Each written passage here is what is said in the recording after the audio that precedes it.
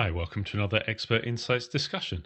With Euros 2024 not far away, we wanted to look at how this tournament has influenced the hotel sector in the key host cities and how this tournament compares to other major events such as the Olympics or pop concerts. But we also wanted to dig a bit deeper and see if the match location, date of the match, and the opponents have influenced demand and pricing. We also explore what the regional hotels could be doing to pick up business which has been displaced due to the tournament. To guide us through the numbers and provide their insights, we're joined again by Veit Meyer of berner+becker. Really hope you enjoy the conversation.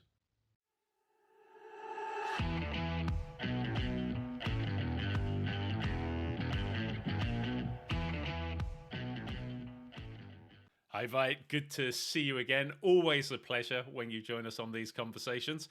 And we have a very pressing, it's what is it, just over 3 weeks now to the big Euros 2024 in Germany.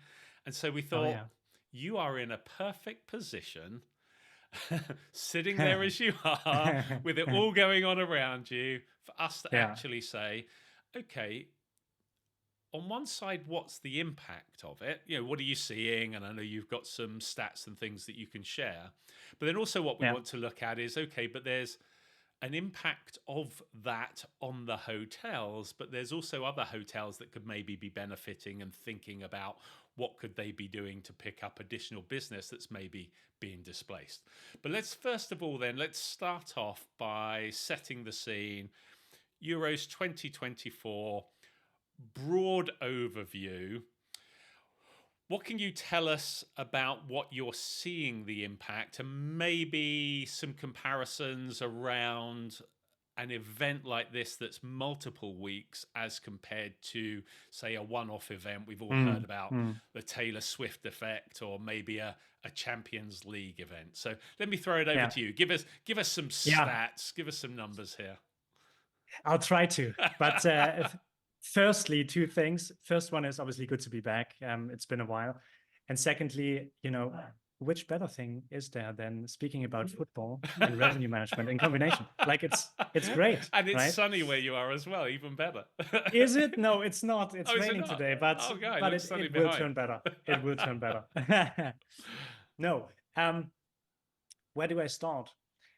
I think we got one of the biggest events obviously coming to Germany, and it's starting very soon. It's less than a month away.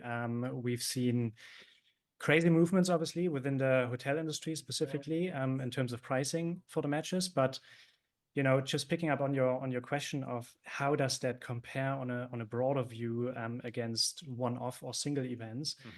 I mean, whenever, you know, events of that size and also events of that duration, like be it the Euros or also be it the Olympics or be it World Cups, or European Championship games, for example, we had last year in August here in Munich. When events of that size are happening, I think from a booking curve perspective, it's entirely different compared to one-off events, right? Right. Usually when those one-off events, like be it a Champions League final or any concert are announced, people are going like crazy, right? The next day they book their hotel room, you see the spikes within your on the books figures. And obviously, if you haven't been able to, you know, follow suit on the date announcement, you're going to be trapped in a situation that you're most certainly losing out on money, right? Yeah. Now, with the European Championships now, it's certainly a bit different, right? I think we got to make also the differentiation between like how is booking curves or booking movements looking for something like the group stages in comparison also to the, let's say, the knockout stages. Yeah, good point. Knockout stage, right? And in addition, I think for the Euros, a lot has been dependent or is still dependent on kind of how the ticketing sales has been going or when tickets were released, right? We had application phases during the course of last year, basically from mid-year last year to towards the end of this year or last year. And now we had tickets being released towards the end of last year. We had ticket releases coming in over the course of Q1. We had the official ramp up of the Euros resale platform So in case you cannot make it to the game, right? And you can officially and safely, first of all, resell your ticket. And all those kind of events basically around the ticketing have a tremendous impact on, you know, how booking curves are basically developing. So they've staggered the release of the tickets over a period of time, rather than, as you say, an event where it all goes live in one thing, everyone jumps on it. This is spread over time. Okay, that makes sense. Sorry, carry on. And obviously for the group stages where let's say matches have been drawn basically to happen in different cities, like we got a number of host cities across Germany. Obviously you have seen spikes happening in booking behavior, or let's say in on the books positioning, right? But it's not been as, you know, there's a run on a specific game, or there's a run on all the match dates basically throughout all the host cities, but it's rather coming in stages, and that is really following along on what happened in terms of ticket releases during the course of more than half a year now. That makes sense. So that's obviously very different from one-off events. And I think what we also have to say is that, you know, specific games, and we come to that also in a minute, I think, they see more demand than other games do. Right. Yeah, and we will, because I think that's important to look at those comparisons. One of the things Absolutely. One of the things I was going to ask as well, in terms of, you mentioned the Olympics. I mean, there was a lot was written about Paris hotels, and 10 times multiple sort of the price. But then I was reading recently that they're now seeing price drops from those high points because they weren't being taken up. I think there was another factor, which I'll ask you about in a minute. But if we're looking purely at it from a hotel pricing point of view, was there, as well as you've referenced the booking curve, was it as dramatic, the increase in prices for hotels, maybe for like the finals, semi-finals, but maybe not the group matches? Any insights on that side of things? Yeah. I think obviously for a game like, be it a semi-final or also being at a final match during the Euros, you've seen the greatest price increases already happening far out, right? And that's kind of a practice that you would call like security pricing or protection pricing in that sense. And it's also wise for any of the hoteliers that are, for example, looking into their booking positioning or their price positioning, also for any of the group stage matches, to still keep on to, let's say, a rather high pricing. Because one thing is for sure, even though that entire event is spread out over a number of weeks, it's going to be sellout days, right? For pretty much all matches in all host cities. I think that's a thing that we can almost say for sure. Yeah. Because just thinking about, you know, there's been 20 million applications coming in for tickets, right? And it is also said that we're expecting kind of 2.7 million visitors just to come for the Euros during the course of the Euros. Goodness. Now between mid-June and mid-July. I think there's no reason to believe that any of those dates will not be a sellout date. So please, any hotelier, keep up with your pricing. It's gonna be worth. Then obviously, yes, we've seen spikes for a couple of the games. I think, you know, a final in Berlin, for example, or a room for the final match in Berlin on that specific date, obviously, is currently seeing kind of the highest price that we would find throughout any of the Euro dates. I think Lighthouse was evaluating that at some point. They were saying that 583 euros are currently to be found for a standard hotel room actually in the city for the final match, right? And what is also being said is that the average pricing across all 10 host cities for any of the match dates is currently at around 60% higher than it is in comparison to regular business weeks. Okay. You know? Okay. And 60%, that is obviously a figure where you would say, well, something is moving, right?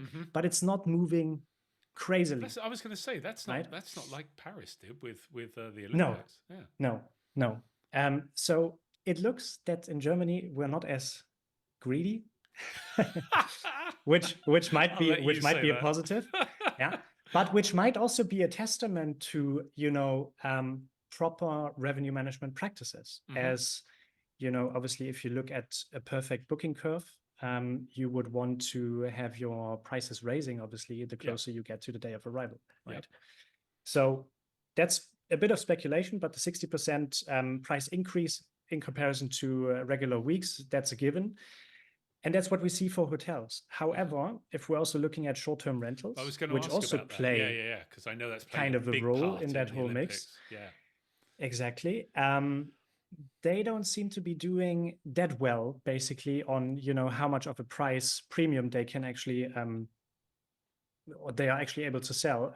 Here we're seeing kind of a bit of a smaller bump. Basically, it's only 16% up, or let's say round about 20% up versus regular weeks.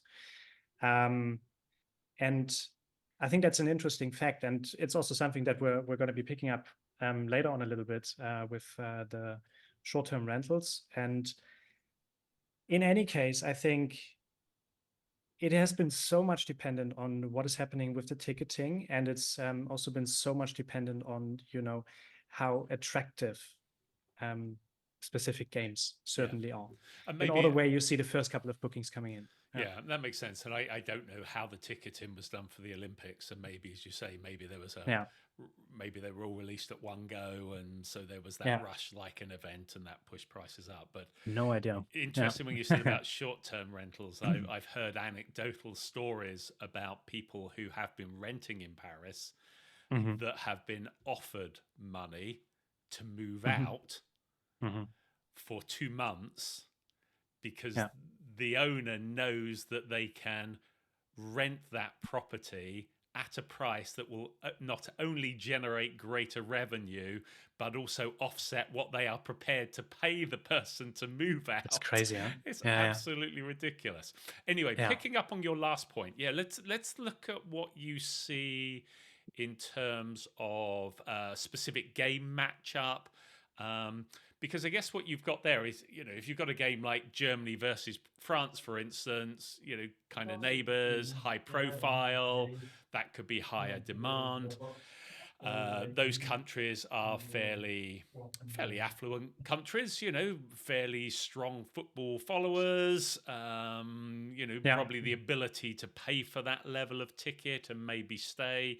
Whereas there may be other matches where it's not as attractive to go and see that much matchup. Maybe it's more difficult because people are traveling further. It's more difficult for them to be traveling. If we dive a little bit narrower there, what do you see on that kind of thing? And maybe location, I guess if it's Berlin compared to other cities that aren't seen as travel destination, day of the match, weekend compared to a week, throw some stuff at us there. Yeah. I think one of the most interesting finds I had was that, for example, for a game where you would not necessarily say it's, a really, really cool or good game, maybe to watch, that is Scotland versus Switzerland. Yeah. You are seeing one of the, let's say, highest entry rates being sold, and that's in a location that is Dortmund. So we got different factors, right? Dortmund, obviously super well known as being one of the cities in Germany to watch football, just because of the stadium, just because of the ambience. Secondly, however, you would say, okay, Scotland and Switzerland, not the two greatest teams, might be a bit of a, not necessarily a downer, but you wouldn't high think that this demand would... as some of the higher profiles. Exactly. Exactly. And still you find one of the currently highest priced matches in that constellation, right? Same goes for a match like Italy versus Albania. Here you've obviously got one contender that is high profile, Italy, right? You obviously know that Italians are crazy for football. They would travel, they would come to town. Basically, also that game is happening in Dortmund.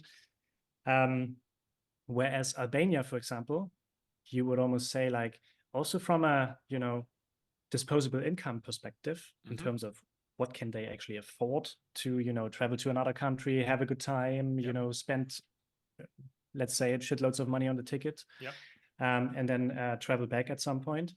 Also there, we're seeing one of the highest entry rates being sold at 552 euros. And that's crazy. Wow. Yeah. And,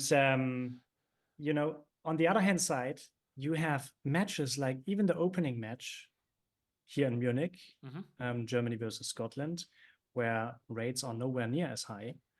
And obviously also along the group stages, at least, you have match dates that carry certainly matches where there's a lot of attractiveness.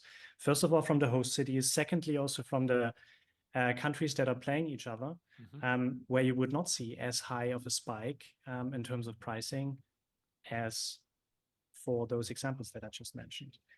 And I really find it interesting. So there's a couple of elements, obviously, where you look at disposable income of the countries that are playing each other, right? I think that's one factor to determine, like, not necessarily how high rates will raise basically for the match dates, but maybe where, you know, some sort of an entry level pricing is starting from.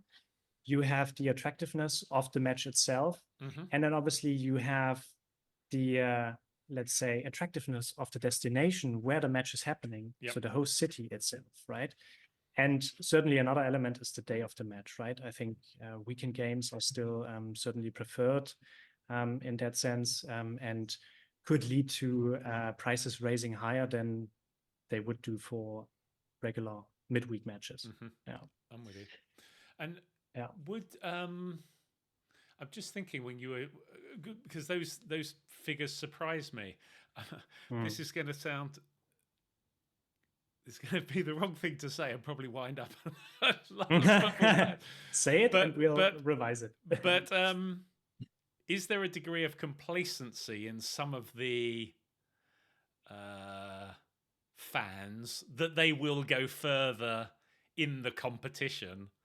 And so in which case, well, if we don't go to the opening games, no big deal. You know, we'll catch them later on. Whereas for some of the you know, less attractive teams, or those that they think won't do as well, you know, you've got 4 games. That's it. And there's only so many tickets that are sold for each team, so the demand is high. I guess that might be a factor, and I guess also maybe that one would be hard to answer. That's subjective, but does I guess supply has a bearing as well. I mean, I don't know Dortmund compared to Berlin, but I mean, do you have more hotels in Berlin, more short stay, short-term rental opportunities in Berlin than you do Dortmund? So would that in some ways play at suppressing the price that they could be charging? Yeah, no, it certainly will do. And I mean, also one of the limiting factors basically in that combination with, you know, where the match is actually taking place is also the capacity of the stadium. Yeah, of course. That pretty much dictates how many tickets can actually be sold in a way for a specific match, right? I mean, if you have a stadium like Munich, or you look at Dortmund, you can fit 75,000 people. I think the cap is around 70,000, especially for the Euro games. Usually they would fit a couple of more people, but that's in combination also with the supply within the city. And if you look at Munich, if you look at Berlin, obviously, also if you look at Hamburg, for example, you got a lot of supply, right? Yeah. And that supply also then in combination with the capacity and also obviously with the attractiveness of the matches itself has to be filled somehow, right? So you would necessarily not see that high spikes basically in terms of pricing for those kind of cities versus regular business weeks, whereas you would see a much greater spike as, for example, those matches happening in Dortmund, where the supply in the city is much smaller basically in terms of short-term rentals or hotel rooms. And I think that has a direct correlation in that sense. That makes sense.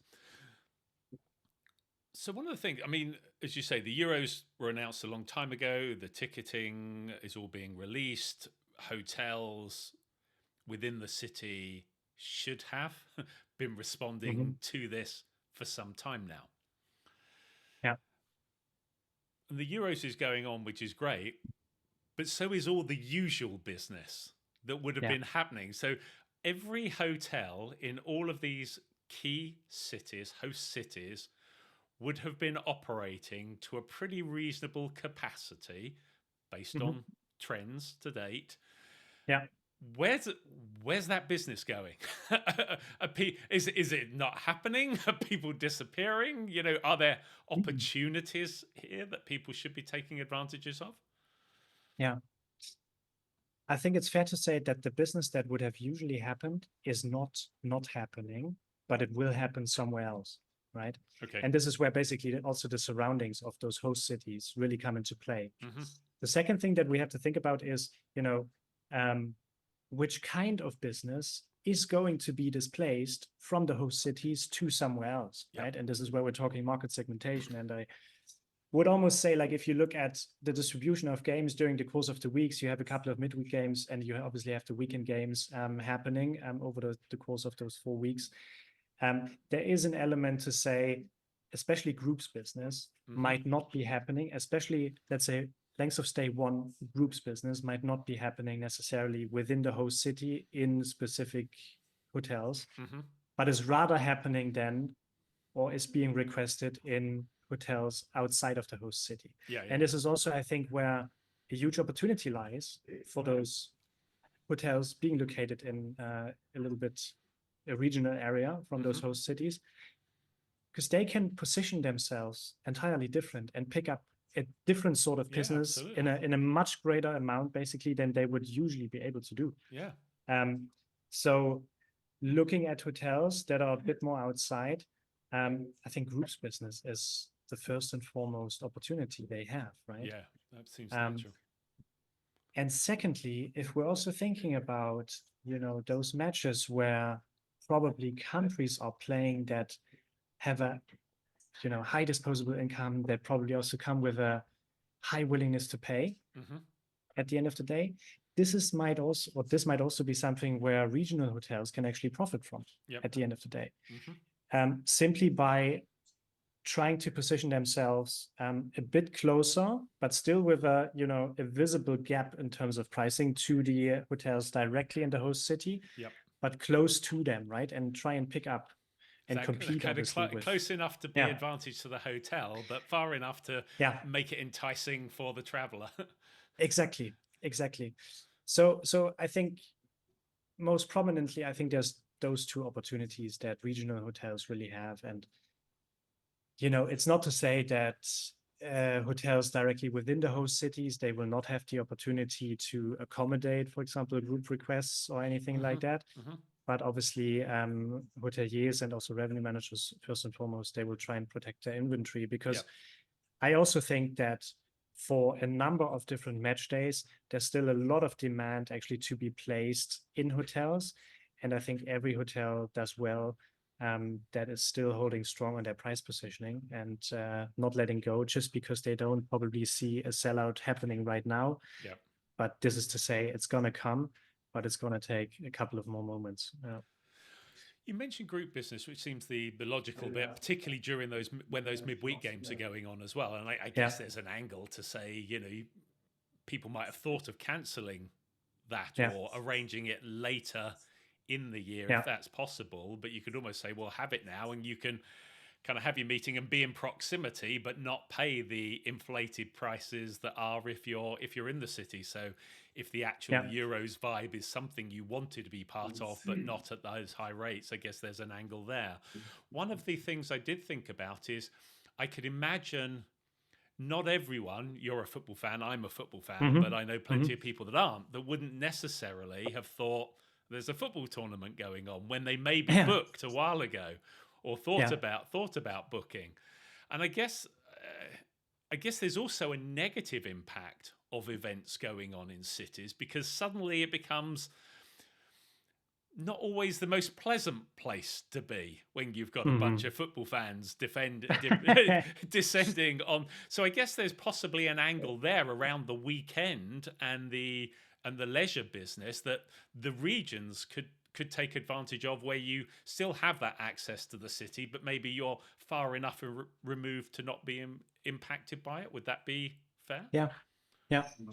I think it's also something that we see, right? You know, I think the length of stay of bookings during the time of the event is rather narrow.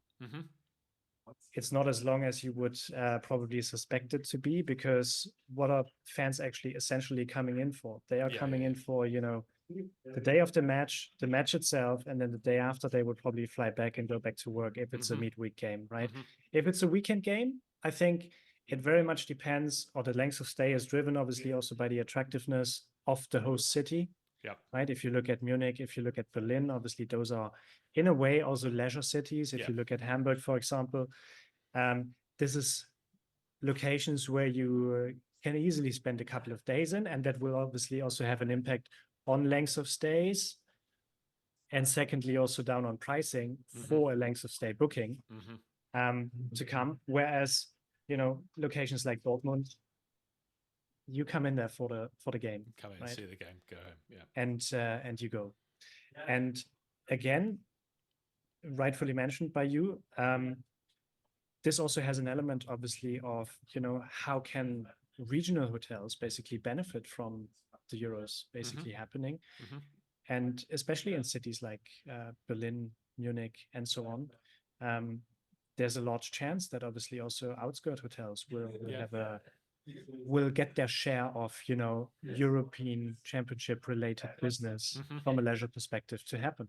Yeah. Because it may not be the simply football convenient fan, but it's a byproduct of there being an event going on. Yeah. And it might even be the football fan, right? Because I mean, the distance it's obviously to travel to the stadiums, it's not that far, right? Yeah. You take it with a pinch of salt to say, okay, I'm sitting in a bus or sitting on the train for an hour, and then I'm at the stadium. That makes a lot of sense. I think that's why we wanted to, you know, discuss this topic, because even though, you know, it is under a month away, there are still plenty of opportunities, plenty of things that hotels should still be doing from a pricing point of view, in the way that they're positioning themselves, promoting themselves, that could be taking advantage of the Euros, even if they aren't seen as a key location to drop into just to watch the match. And it's almost providing an alternative option, isn't it?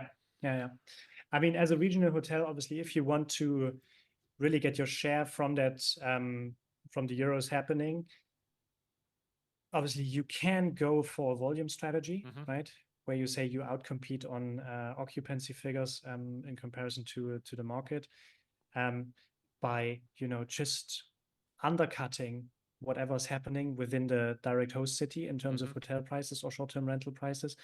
On the other hand side, I don't think that's really a fair strategy to take, because especially in those locations that have the chance to also provide regional hotels with a fair share of that business, they can be sitting almost relaxed on a rather high price positioning, because they should, in, let's say, high certainty, be seeing that demand also to come at a higher price. Yeah. No, that makes a lot of sense. You know, now as we're talking about it, it maybe crystallizes a bit. I think if we're looking at, or if we're doing a review of how the Euros really went here in Germany, I think most of the things, they will also become very clear, and we say, why have we not thought about this beforehand? But it's simply the nature of those long duration big events, right? Sounds like another conversation for us to have to review how what did we learn? We should. End of July, in August, we can do a wrap up. Very good. Are you going to get to some of the games? I'm going to go to see one of the semifinals here in Munich. I got lucky and got drawn 2 tickets, so I'll enjoy that. You enjoy it with the German participation. Hopefully so. Well, enjoy it. Enjoy the game. Enjoy the Euros. Enjoy helping your hotel clients maximize whatever revenue they can. And thanks again for joining us. It's always a pleasure. Thank you. Take care. Bye-bye. Bye-bye. Well, I hope that conversation was of interest, and thanks again to Veit for joining us. If you have any thoughts or views on this conversation, please feel free to comment below. And if you like the discussion, please don't forget a thumbs up. And if you're interested in more of our videos, here is a link to our Expert Insights playlist, and here is the link to our Coffee Time Chat playlist. And here is the button if you'd like to subscribe so you don't miss out on future videos. Thanks again for watching.